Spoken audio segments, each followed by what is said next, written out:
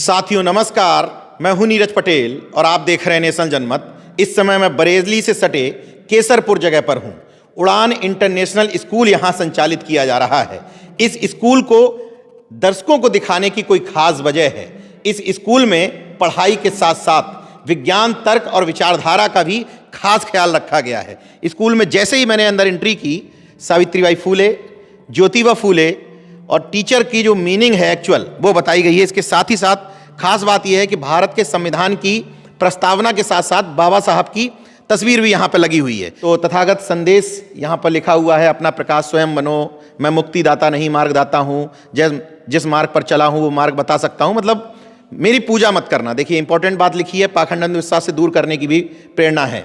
दुख तुमने पैदा किया है, तुम ही उसे दूर करना होगा, मतलब अप दीपो भव की अवधारणा और प्रेरणा भी यहाँ दी जा रही है। आइए अब इस विद्यालय के प्रबंधकों से आपकी मुलाकात करवाते हैं। और जब इस कमरे में आप अंदर आएंगे तो आइए इधर भी देखिए हुई है, ये निदेशक बोर्ड के सभी सदस्य यहाँ पर बैठे हुए हैं। पीछे तथागत की बड़ी सी तस्वीर लगी हुई है और इस कॉलेज को बनाने में, ज़मीन देने में जिन लोगों का योगदान था उनकी भी तस्वीरें लगी हुई हैं। विज्ञान और तर्क के माहौल से परिपूर्ण इस विद्यालय के मैनेजमेंट से जुड़े हुए 3 लोग मेरे साथ में हैं। विद्यालय के अंदर घुसते ही बाहर जिस तरह से हमने नज़ारा दिखाया, बाबा साहब की तस्वीर है, संविधान की प्रस्तावना लगी हुई है, सावित्रीबाई फूले हैं, ज्योतिबा फूले हैं। ये विद्यालय विचारधारा के मामले में अन्य विद्यालयों से अलग कैसे है? चूँकि हमारी टीम एक विज्ञानवादी और तर्कवादी टीम है और इसमें इंसान की बराबरी की सोच रखने वाले हमारी टीम के सदस्य हैं, इसलिए एक नया कॉन्सेप्ट और एक अलग तरह से हमने इस विद्यालय को टीम बनाकर खड़ा किया है। और यहाँ हम सिर्फ और सिर्फ इंसान बनाते हैं। यहाँ कोई भी ऊंच नीच, छुआछूत, धर्म विशेष की कोई भी पद्धति नहीं अपनाई जाती है। हम लोग यहाँ सिर्फ और सिर्फ इंसान बनाने का प्रयास कर रहे हैं। संविधान की प्रस्तावना मैंने देखी लगी हुई है। संविधान की प्रस्तावना के बारे में भी लोगों को बताया जाता है। जब भी विद्यालय शुरू होता है तो प्रेयर के समय हमारी अपनी बनाई हुई प्रेयर है, जिसमें तर्कवादी ढंग से कैसे हम इंसानों में इंसान की पहचान रखें और उनमें बराबरी का व्यवहार करें, इस तरह की हमारी ही टीम के एक सदस्य हैं छत्रपाल पटेल जी, उन्होंने उस कविता को लिखा और उसका हम डेली यहाँ बुलवाते हैं।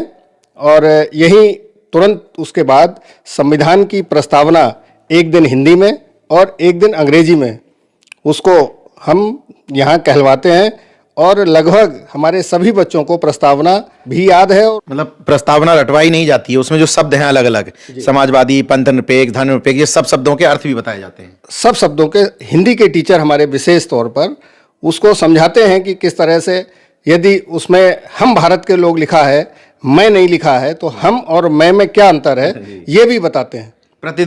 प्रतिदिन संविधान के जो भी आर्टिकल हैं, जो भी संविधान के तौर पर हमें अधिकार मिले हैं, वह अधिकारों के लिए भी धीरे धीरे हम बच्चों को जागरूक करेंगे। और हम अपने टीचरों से भी ये कह दिया है कि आप यहाँ बच्चों को इस तरह से ट्रेन करें जैसे वो विज्ञान और तर्क के आधार पर सोचें। निदेशक बोर्ड में शामिल हैं सत्यवीर गुर्जर जी, ग्राम प्रधान भी हैं युवा। इस विद्यालय के कॉन्सेप्ट में मैंने देखा जगह जगह ऐसे महापुरुषों की तस्वीर लगी है जिन्होंने समाज निर्माण के लिए, देश निर्माण के लिए अपना योगदान दिया। तथागत बुद्ध हैं, यहाँ लगे हैं, जगह जगह हैं, क्लासरूम्स में भी हैं। क्या मकसद है इस पूरे कॉन्सेप्ट का?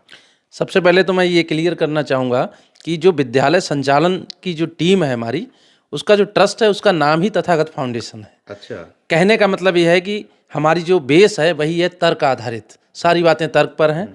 तो उसी को ध्यान में रखकर विद्यालय की सभी कक्षाओं में हमने महापुरुषों के चित्र लगवा रखे हैं। सिर्फ चित्र नहीं लगवा रखे हैं, उन चित्रों के बारे में, उन महापुरुषों के बारे में, उनकी जयंतियों के बारे में, उनके क्रियाकलापों के बारे में, समाज के लिए क्या उन्होंने अच्छा किया, देश निर्माण के लिए क्या अच्छा किया, इस पर बात भी की जाती है, बच्चों से बात भी कराते हैं।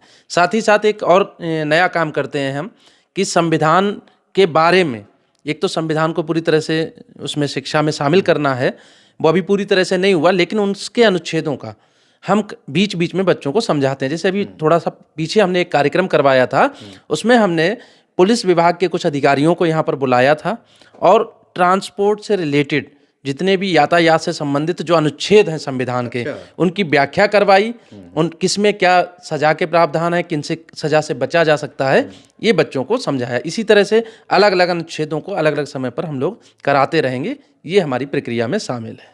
अभी गजेंद्र जी ने बताया कि आपके यहाँ जो प्रेयर होती है सुबह, वो अन्य जो पारंपरिक चली आ रही है उनसे अलग है। क्या अलग है उसमें, थोड़ा सा बताएंगे? जी बिल्कुल अलग है। सबसे पहली चीज़ तो है कि वो हमारे खुद के साथी द्वारा लिखी गई है और पूर्ण रूप से तर्क पे है आधारित। प्रेयर तो बड़ी है, लेकिन 4 लाइनें मैं आपको पढ़कर बोलता हूँ कि संसार सागर में मनुज नित्य ज्ञान को बढ़ाइए, विज्ञान के आधार पर सद्मार्ग को अपनाइए, ना जाति का दंभ हो, ना धर्म का विद्वेष हो, शोषितों के दुखहरण को प्रयास न कोई शेष हो। इस तरह के शब्दों का चयन किया गया और ये प्रेयर सिर्फ बच्चों को रटाई नहीं जा रही, जिस तरह से संविधान की प्रस्तावना में बताया बड़े भाई ने कि वो जो है रटाई नहीं जा रही, उसी तरह से प्रेयर का भी यही है कि एक एक शब्द का मतलब बच्चों को समझाया गया है और बच्चे समझ भी रहे हैं कि विद्वेष का मतलब क्या है, तो वो असल में समझ सकें। सीबीएसई बोर्ड में हिंदी का थोड़ा रहता है, लेकिन हम लोग कोशिश कर रहे हैं कि बच्चे उस चीज़ को बहुत अच्छे से पकड़ें, समझ पाएँ उन चीज़ों को। बार बार एक बात हो रही है कि विज्ञान और तर्क, तो विज्ञान और तर्क के आधार पर शिक्षा को किस तरीके से आपने बढ़ाया है? विज्ञान और तर्क का मैं एक अच्छा उदाहरण आपको ये दे सकता हूँ कि हमारी प्रेयर में ही हमने सैटरडे का दिन फिक्स कर रखा है। उस दिन एक हम प्रैक्टिकल कराते हैं, जो कि नॉर्मल भाषा में जादू टोना जिसे कहते हैं, जादू दिखाया कुछ भी, उस तरह का विज्ञान का हमने प्रैक्टिकल बच्चों को अपने टीचर्स के द्वारा करवाया और फिर उनको बताया, देखो बेटा ये विज्ञान से होता है, कोई जादू टोना नहीं होता है। इसको आप इससे आप समझ सकते हैं कि बच्चों के दिमाग में क्या इसका प्रभाव पड़ेगा। वो तर्कशील होंगे और जो हमारा उद्देश्य है एक तर्कशील इंसान बनाना और सही रूप में इंसानियत पैदा करना बच्चों में तर्क के साथ, वो उद्देश्य है, उसको लेकर के हम लोग चल रहे हैं। इस विद्यालय में इस मजबूती के साथ कह सकता हूँ, हमारी जो टीम है तथागत फाउंडेशन की, उन सबके बच्चे जिन्होंने यहाँ ज़मीन दी है, पुरुषोत्तम पटेल जी, उनके लड़के और लड़की दोनों इस हॉस्टल में रहते हैं। आप हमारे साथी हैं सत्यवीर गुर्जर जी, इनके भी बेटा और बेटी दोनों यहीं रहते हैं। आप प्रमोद पटेल जी हैं, आपके भी बेटा और बेटी इसी विद्यालय में पढ़ते हैं। आप हमारी टीम के सदस्य पवन पटेल जी हैं, आपका भी बेटा इसी हॉस्टल में रहकर पढ़ाई करता है।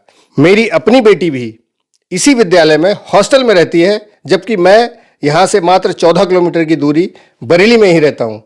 लेकिन हम इन बच्चों के लिए शिक्षा और स्वास्थ्य सुरक्षा तीनों चीज़ों में कोई कोताही नहीं बरतते हैं। हम अपने बच्चों की तरह भी जो हमारे अन्य बच्चे हैं इस विद्यालय कैंपस में, उनका हम ध्यान रखते हैं। उनके लिए खाने की व्यवस्था, उनकी सुरक्षा की व्यवस्था A1 क्लास की हम करते हैं। मैनेजमेंट से जुड़े हुए जो बच्चे हैं आप सब लोगों के, वो भी उसी तरह से हॉस्टल में बीच में रहते हैं, कुल मिला के कोई अलग से कोई व्यवस्था नहीं है?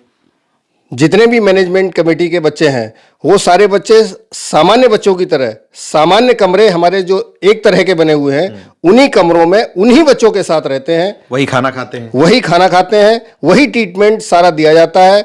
और बच्चों को ये सिखाया जाता है कि किसी टीचर से भी आप अपशब्द नहीं बोलेंगे और जैसा सामान्य बच्चों से टीचर शिष्टाचार करते हैं या व्यवहार करते हैं, वही हमारे बच्चों के साथ वो व्यवहार करते हैं। तमाम स्कूलों के बारे में जब ये बात कही जाती है कि अपने बच्चों को तो पढ़ाओ, तब समझ में आए कि विद्यालयों की गुणवत्ता क्या है। उस मानक को भी ये मैनेजमेंट कमेटी के लोग पूरा कर रहे हैं। विद्यालय के अंदर जैसे ही हम आए तो डायरेक्टर्स जो बात कह रहे थे वो यहाँ नजर आती है। ये 2nd क्लास का रूम है। बीपी मंडल साहब आपको दिख जाएंगे, तथागत बुद्ध की तस्वीर है, ज्योतिबा फुले सावित्रीबाई की तस्वीर है, साहू जी महाराज यहाँ पर हैं, शिवाजी महाराज हैं, संत गाडगे महाराज हैं। ये जितने भी महापुरुषों की यहाँ तस्वीर लगी हुई है, तो ये तस्वीरों में है या फिर इनके बारे में बताया जाता है, इनके कर्मों के बारे में बताया जाता है? बिल्कुल, ये सिर्फ तस्वीरों में नहीं है, ये पूर्ण रूप से बच्चों को इनके बारे में जानकारी मिलेगी। वरना बच्चों से आप मिलेंगे तो बच्चे आपको इनके बारे में बताएंगे। 2nd क्लास में अभी आप खड़े हैं तो जाहिर सी बात है, बच्चे बहुत बड़े नहीं होते हैं, तो बहुत विस्तार ना सही, लेकिन आपको बताएंगे कि बीपी मंडल जी का समाज के लिए, देश के लिए क्या योगदान है। राष्ट्रपिता ज्योतिबा फुले जी हैं, ज्ञान माता सावित्रीबाई हैं, आप इनके बारे में बात करेंगे तो वो आपको बताएंगे कि इन्होंने पहला स्कूल महिलाओं के लिए खोला था। अच्छा। इस बारे में वो बात करेंगे। इवन एक चीज़ और इसके साथ बताना चाहूँगा कि हमारे यहाँ निबंध प्रतियोगिता है या इस तरह की प्रतियोगिता है तो हम फालतू के विषयों पर नहीं कराते हैं, हम कराते हैं कि सावित्रीबाई फुले जी का क्या योगदान है देश के लिए, शिक्षा के लिए ज्योतिबा फुले जी का क्या योगदान है, बीपी मंडल जी का क्या योगदान है, इस तरह की ही क्विज प्रतियोगिताएं होती हैं, इस तरह के ही निबंध लेखन वगैरह कराते हैं। तो जिस तरह की जो तस्वीरें हैं हर कमरे में यही है कि अलग अलग महापुरुषों की हैं? अलग अलग महापुरुषों की हैं, जिससे कि बच्चे ज़्यादा से ज़्यादा लोगों के बारे में जान पाएँ, ज़्यादा से ज़्यादा महापुरुषों के बारे में जान पाएँ। अगली क्लास में पहुँचेंगे तो नए फोटोज़ के साथ वो देखेंगे और नए विचारों को जान पाएंगे। विद्यालय आपका आवासीय है? हाँ, ये आवासीय विद्यालय है। यहाँ पर 3rd क्लास से हम बच्चों को रखते हैं, यानी 8 साल से बड़े जो बच्चे हैं उनको हम यहाँ उनसे लेकर के फिर आगे तक के सारे बच्चों को आवास की व्यवस्था है। यहाँ जो बच्चे रहते हैं उनके अंदर भी ये चेतना जागृत करने की कोशिश होती होगी? बिल्कुल, इस पर बात भी करते हैं बच्चे, जो जिस तरह से आपसी चर्चा है, तो मैं पहले ही बता चुका हूँ आपको कि तर्क आधारित बातचीत, तर्क आधारित क्रियाकलाप, तो जाहिर सी बात है ये मानसिकता बच्चों में उत्पन्न हो रही है। और इन सब चीज़ों से, जो जिस तरह की जादू टोना, इन सब चीज़ों से बाहर निकल रहे हैं बच्चे भी उस चीज़ को समझ रहे हैं।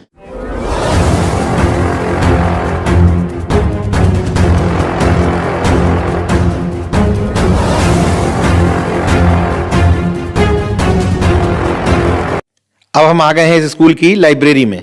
लाइब्रेरी में मुझे दिख रहा है फेमस पर्सनालिटीज लिखा है, इंडियन कॉन्स्टिट्यूशन एंड कल्चर लिखा है। तो ये फेमस पर्सनालिटीज में क्या है? एक तो हमारे यहाँ भारत का संविधान भी रखा है हमने। अच्छा। और तमाम महापुरुषों का साहित्य है, जैसे अंबेडकर जी का साहित्य है, सावित्रीबाई फुले, ज्योतिबाई फुले और संतराम बीए, तमाम जो महापुरुष हुए हैं, संत गाडगे वगैरह, सभी का साहित्य हमने रखा है। अच्छा। ताकि बच्चों को जो हमारे महापुरुष हुए हैं, जिन्होंने सामाजिक परिवर्तन किया है, उन सारे महापुरुषों की जानकारी प्राप्त हो सके। और लाइब्रेरी का सिस्टम क्या है? यहीं कॉलेज टाइम में यहीं आके बैठ के पढ़ सकते हैं? जी, हर बच्चे को एक पीरियड होता है लाइब्रेरी का। अच्छा। तो हर क्लास वाइज बच्चे जो हैं डेली आते हैं और लाइब्रेरी अध्ययन करते हैं। मौजूदा समय में बच्चों को विचार के अलावा जो टेक्नोलॉजी है उसकी भी ज़रूरत पड़ती है, तो टेक्नोलॉजी और विचारधारा को कॉम्बिनेशन कैसे बैठालते हैं? अब बहुत आसान हो गया है, ग्लोबलाइजेशन और डिजिटलाइजेशन के दौर में ये चीज़ें भी बहुत आसान हैं। इस समय हम अपने कंप्यूटर लैब में हैं, तो आप देख सकते हैं कि कंप्यूटर लैब को भी हमने पूरी तरह से बना रखा है, लेकिन ये एक आम कंप्यूटर लैब नहीं है। दूसरी तरफ आप देखेंगे एक हमने प्रोजेक्टर टाइप का एक बड़ा सा LED लगा रखा है, LCD। तो इसमें क्या है, हमारे जब टीचर आते हैं, कंप्यूटर जब प्रैक्टिकल कराते हैं, यहाँ पर कराने के बाद वो एक डाइस पर इससे कनेक्ट करते हैं लैपटॉप को और पूरा समझाते हैं। इसी तरह प्रोजेक्टर्स लगे हैं क्लासेस में, तो प्रोजेक्टर से सारी क्लासेस जितनी भी ऑनलाइन मटेरियल है वो समझ। ये विजिट रात के समय हो रही है, इसलिए प्रिंसिपल मौजूद नहीं है, लेकिन फिर भी हम प्रिंसिपल का रूम आपको ज़रूर दिखाएंगे, क्योंकि यहाँ भी विचारधारा का पूरा ख्याल रखा गया है। देखिए, ज्योतिबा फुले, सावित्रीबाई फुले की तस्वीर है यहाँ पर। प्रिंसिपल भी यहाँ की प्रियंका कुमारी हैं, इसलिए जस्टिफाई हो रहा है कि सावित्रीबाई फुले की तस्वीर यहाँ चाहिए। प्रथम महिला शिक्षिका थी, महिलाओं को पढ़ने का अधिकार दिया था। पीछे भारत के संविधान की प्रस्तावना है, इधर सरदार पटेल लगे हुए हैं और इधर तथागत की तस्वीर रखी हुई है। एक चीज़ जानना चाहता हूँ, कोई अगर अपना बच्चा पढ़ाना चाहता है और वो वंचित समुदाय से आता है, उसके पास पैसे नहीं है, तो क्या कुछ प्रावधान रखा गया है विद्यालय में? हाँ, बिल्कुल, हम लोगों ने प्रावधान रखा है। इस समय भी कुछ बच्चे हमारे यहाँ फ्री पढ़ रहे हैं। फ्री पढ़ रहे हैं जी। कुछ बच्चों को हम फीस में छूट भी देते हैं, लेकिन उसके लिए एक शर्त हमारी रहती है कि बच्चा मेरिटोरियस होना चाहिए। सही है। पढ़ने में अच्छा है, हम उसको जरूर मदद करते हैं। उसकी इकोनॉमिक भी वो देखा जाता है? हाँ, इकोनॉमिक कंडीशन भी देखते हैं।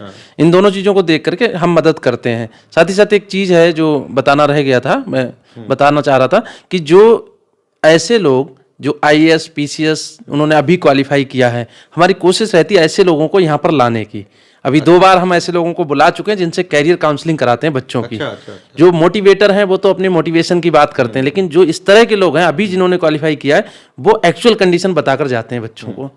ऐसे तमाम सारे विद्यालय जहाँ पे मोटा इन्वेस्टमेंट करके केवल पैसे की नियत होती है, अमूमन उनको लोगों तक पहुँचाने की कोई आवश्यकता नहीं होती। लेकिन इस विद्यालय में आने के बाद ये लगा कि कुछ अलग किया जा रहा है, धंधे से अलग विचारधारा की बात, मानवता की बात, इंसान को इंसान समझने की बात यहाँ दिखाई दी।